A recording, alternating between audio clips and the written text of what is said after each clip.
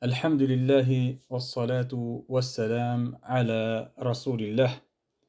Le frère a soulevé un point d'une extrême importance, un sujet pleinement d'actualité, l'ère numérique, et plus particulièrement l'intelligence artificielle.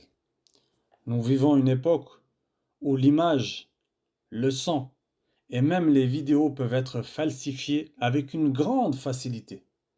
Ces manipulations ne sont pas de nos jours anodines. Elles influencent les foules, façonnent les esprits et diffusent la tromperie à grande échelle.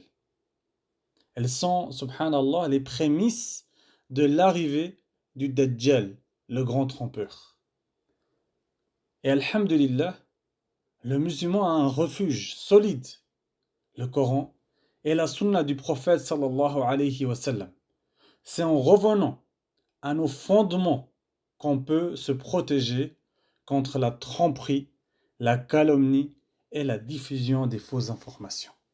Le prophète sallallahu alayhi wa sallam nous a prévenu clairement dans un hadith rapporté par Muslim où il dit Kafa bil mar'i kadhiba an yuhadditha bi kulli ma sami', qui veut dire il suffit à un homme pour être considéré comme menteur de rapporter tout ce qu'il entend. Ce hadith, chers frères, nous enseigne la gravité de propager une information sans la vérifier, ce qui est devenu, hélas, monnaie courante aujourd'hui, notamment à travers les réseaux sociaux et les montages vidéo rendus encore plus puissantes avec l'IA. Alors qu'Allah subhanahu wa ta'ala nous a mis en garde dans le Coran. Il dit Ya ayyuhalladhina amanu in ja'akum fasiqun binaba'in fatabayyanu. Ô vous qui avez cru, si un pervers vous apporte une nouvelle, alors vérifiez-la. Ce verset est une règle. C'est une règle fondamentale dans notre religion. Ne rien partager sans s'assurer de sa véracité. Surtout quand cela peut nuire à quelqu'un. Et surtout quand cela peut nuire à qui? À un musulman ou à une musulmane. Le prophète sallallahu alayhi wa sallam a dit Kullul muslimi ala al-muslimi haram, damuhu wa maluhu wa irduhu. Tout ce qui concerne le musulman est sacré, interdit pour le musulman. Son sang, ses biens et son honneur.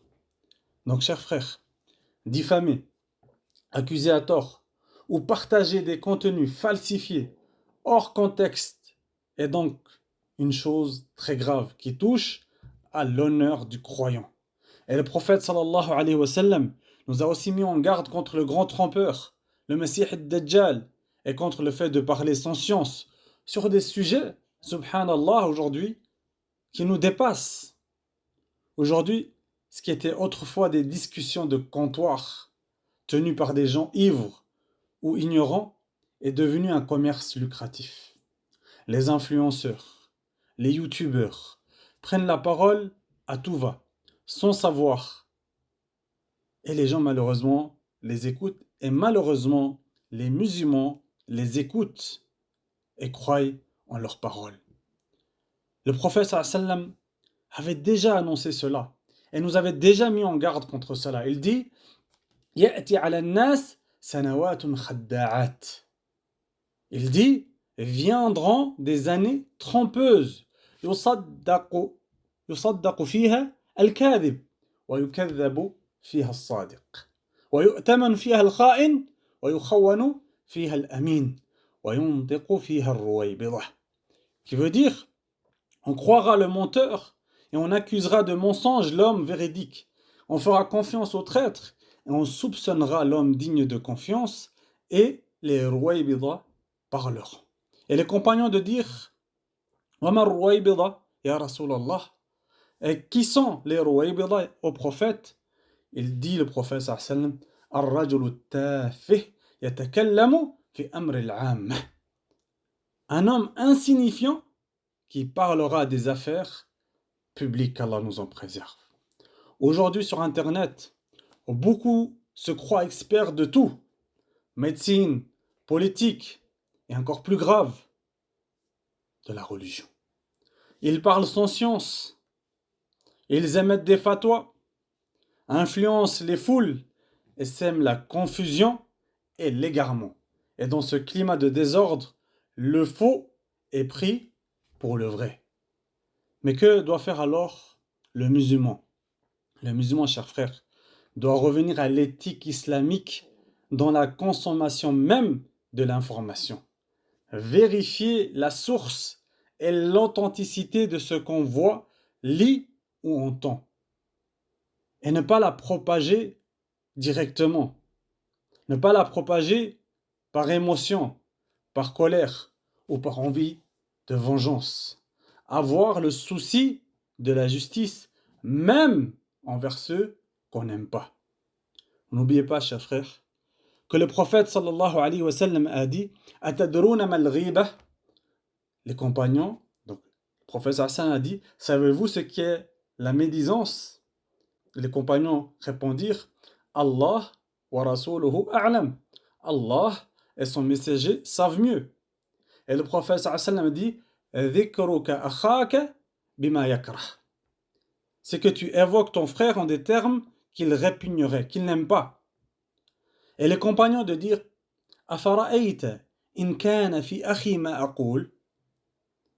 Et qu'en est-il, dirent les compagnons, si ces caractéristiques que je cite est présente en lui, en la personne sur laquelle on parle? Et le prophète sallam dit In kana fihi ma taqulu faqad ikhtabtahu wa in lam yakun fihi faqad bahattah. Ce qui veut dire si ce que tu dis est présent en lui, tu auras alors médit à son sujet. Tu auras commis la médisance. Mais si ce n'est pas le cas, tu l'auras alors, plus grave, diffamé. Ce hadith, chers frères, est une base essentielle dans l'éthique islamique. Il montre que le musulman n'est pas autorisé à évoquer les défauts d'autrui, sauf dans des situations bien définies, avec des conditions strictes, afin de ne pas franchir les limites établies par la religion. Je vais vous citer 2 exemples, parmi les situations bien sûr dans lesquelles cela peut être permis. Je ne vais pas tous les citer, mais je vais en citer 2. Lorsqu'une personne, par exemple, subit une injustice, il va vers le juge, il s'adresse donc à une autorité ou quelqu'un capable de l'aider, et cette personne-là doit exposer les faits pour faire valoir son droit. Elle pourra dire, par exemple, un tel m'a volé, c'est un voleur. Il m'a diffamé, c'est un menteur, un tricheur, c'est un violeur, c'est un tueur. Là, il va citer des défauts. Il va citer des défauts pour chercher la justice. Et le deuxième exemple, c'est lorsqu'il s'agit de donner un avis sincère et utile, une nasiha, une bonne nasiha, un bon conseil. Comme dans le cas d'une personne qui vient te demander conseil pour un mariage ou un partenariat dans le commerce ou même pour emménager quelque part. Il va te questionner sur le voisinage. Il sait que tu habites dans ce quartier-là et il vient te poser la question sur comment sont les voisins. Et là, tu ne dois pas dire ce sont des musulmans, alors je vais rien dire, alors que les voisins sont bruyants, ils dorment tard la nuit, ils font beaucoup de bruit. Non, à ce moment-là, tu dois être sincère. Et ça ne rentre pas à ce moment-là dans la calomnie que de dire cette vérité-là. Tu ne calomnies pas la personne-là. Mais si la personne qui a demandé conseil vient à avoir ces informations-là, puis commence à les transmettre, alors là, lui, il rentre dans la calomnie.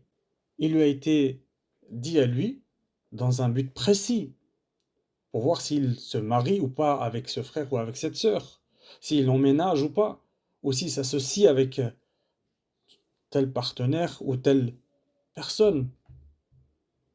C'est tout. Et n'oublions pas, chers frères, chaque mot, chaque clic, chaque diffusion sera présenté à Allah subhanahu wa ta'ala yawm al-qiyamah.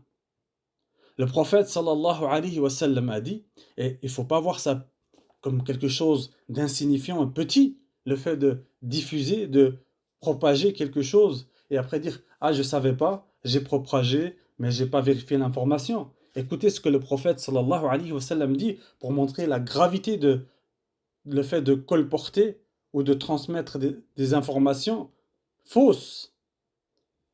Le prophète sallallahu alayhi wa sallam a dit « Inna al-abda la yatakallamu bi kalimah min sakhatillah la yulqi laha bala yahwi biha fi jahannam » Il se peut qu'un homme dise une parole à laquelle il ne prête pas attention. Pour lui, elle est insignifiante, c'est rien. Il l'a dit, il a peut-être oublié quelques secondes après. Et le prophète Hassan dit, elle le fera tomber au plus profond de l'enfer. Subhanallah. Qu'Allah nous protège de la tromperie, nous guide vers la vérité et nous maintienne fermement sur son droit chemin et qu'il nous permette de ne diffuser que ce qu'il lui plaît et ce qui nous rapproche du paradis et nous éloigne du feu de l'enfer. وصلى الله على سيدنا محمد وعلى آله وأصحابه أجمعين. الدين النصيحة قلنا لمن قال لله ولكتابه ولرسوله ولأئمة المسلمين وعامتهم